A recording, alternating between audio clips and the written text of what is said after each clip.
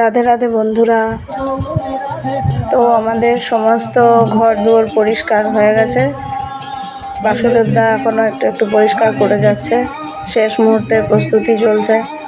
আমরা আজ বাড়ি চলে যাব, আবার পরের বিকেলবেলা আবার চলে আসবো মালপত্র নিয়ে, সেটাও তোমরা দেখতে পাবে। একটুখানি তোলা হয়েছে। তো আজ আমাদের প্রসাদের নিমন্ত্রণ আছে মেজো বাড়িতে, সেখানে আমরা এরপর প্রসাদ খেতে চলে যাব। তো প্রসাদ পেয়ে এসে আবার বিকেলবেলা সমস্ত মালপত্র নিয়ে এসে তারপরে আর কিছু তোলা হয়ে ওঠেনি।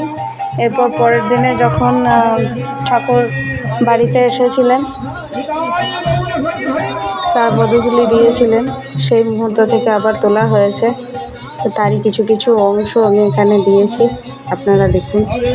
আমাদের দুবার করে এরকম ভোগের পালা পড়ে, তখন আমরা গ্রামের বাড়িতে যাই এবং জয় রাধে এবং এভাবে আমাদের ভোগের ব্যবস্থা করা হয়ে থাকে।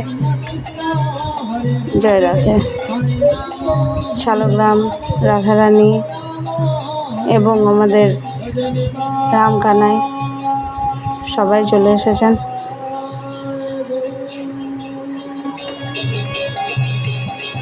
এরপর তাদের ভোগ দেওয়া হবে। প্রথমে ভোগ দর্শন করতে নেই, তারপর আমাদের যারা যারা পরিচিত থাকেন তারা সবাই প্রসাদ পান। এখানে অনেকে সহযোগী থাকেন, কিন্তু ভোগের ব্যবস্থা শুধু আমাদেরকেই করতে হয়, এখানে অন্য কারো করা হয় না। ভোগ দর্শন করুন। এরপর সন্ধ্যা আরতি শেষ হয়ে যাওয়ার পর পরের দিন আবার এই একই প্রসেস চলতে থাকে। সকাল থেকে উঠে আবার সেই ভোগ, 4 বারের ভোগ হয়, সেগুলো আমরা আবার পরে জানিয়ে দেবো আপনাদেরকে। এখন সন্ধ্যা আরতি চলছে, সব শেষ করে পরের দিনকার প্রস্তুতির জন্য আমরা আবার চলে যাব বাড়িতে। তো আজকের মতো রাধে রাধে, আবার পরে দেখা হবে। ধন্যবাদ।